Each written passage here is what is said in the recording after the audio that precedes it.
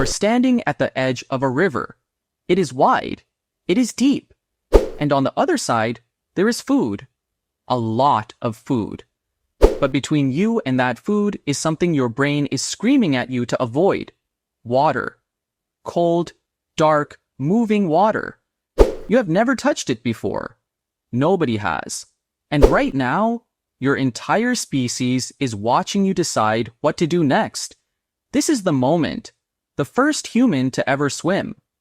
But here is what nobody tells you. That person was not brave. They were not an athlete. They were not trying to make history. They were starving. And desperate people do things that comfortable people never would. Let's go back around 100,000 years.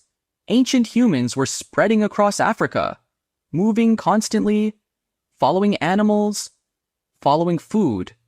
And everywhere they went, there was one thing that stopped them dead in their tracks.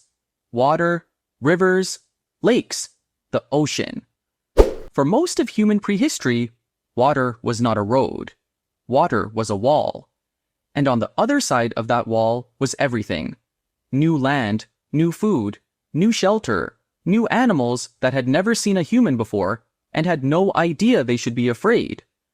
But how do you cross something you have never crossed before? How do you enter something that can kill you in minutes? How do you convince your legs to move into water when every single instinct in your body is saying no? The answer, as it turns out, involves three things: hunger, curiosity, and a really, really bad day.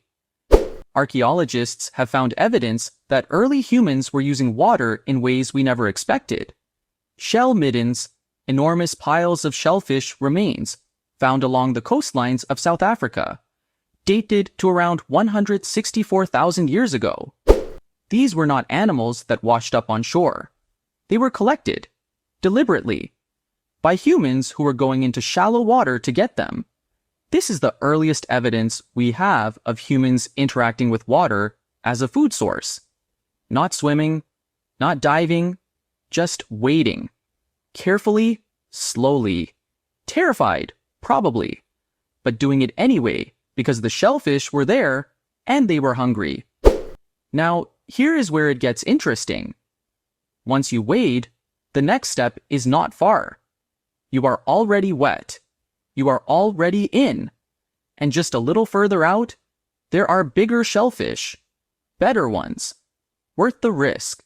So you go a little deeper and a little deeper, until suddenly your feet are not touching the bottom anymore. This is the moment. Right here. This is where the first human swimmer was born. Not on purpose. Not with training, with panic, arms going everywhere, legs kicking, water in the nose, water in the mouth, and somehow, staying above the surface long enough to make it to the other side. Humans, it turns out, have a natural buoyancy advantage. We have more body fat than almost any other primate. Chimpanzees, our closest relatives, sink almost immediately in water. Their muscles are too dense, their fat too little. But humans float more naturally. We did not know this 100,000 years ago, but our bodies knew. And when that first human stopped panicking and started moving, their body did something remarkable. It stayed up. Swimming, once discovered, spread fast. Not because humans taught each other deliberately, but because the advantage was so obvious. Cross the river, and you reach new territory. Cross the lake, and you find food nobody else has touched.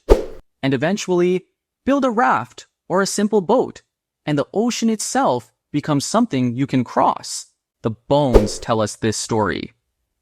Around 50,000 years ago, humans arrived in Australia. There is no land bridge that could explain this. The only way to get from Southeast Asia to Australia at that time was across open water. A minimum of 90 kilometers of open ocean. Somehow, ancient humans made that crossing.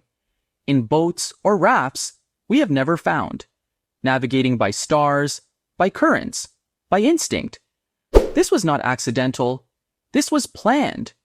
This was humans who had fully understood water, who were no longer afraid of it. From one person wading into a river because they were hungry to a fleet of humans crossing open ocean to reach an unknown continent. That is the distance covered in roughly 50,000 years. In evolutionary terms, that is nothing. In human terms, it is everything. So the next time you jump into a pool, or swim in the ocean, or even just step into a shower, remember this. The first person who ever did what you are doing was terrified. They had no idea if they would survive. They did it anyway. And because they did, eventually, we reached every corner of the planet. The water was never the obstacle. The fear was. And one hungry human, 100,000 years ago, decided the food was worth more than the fear. That is how we learned to swim. And that is how we conquered the world.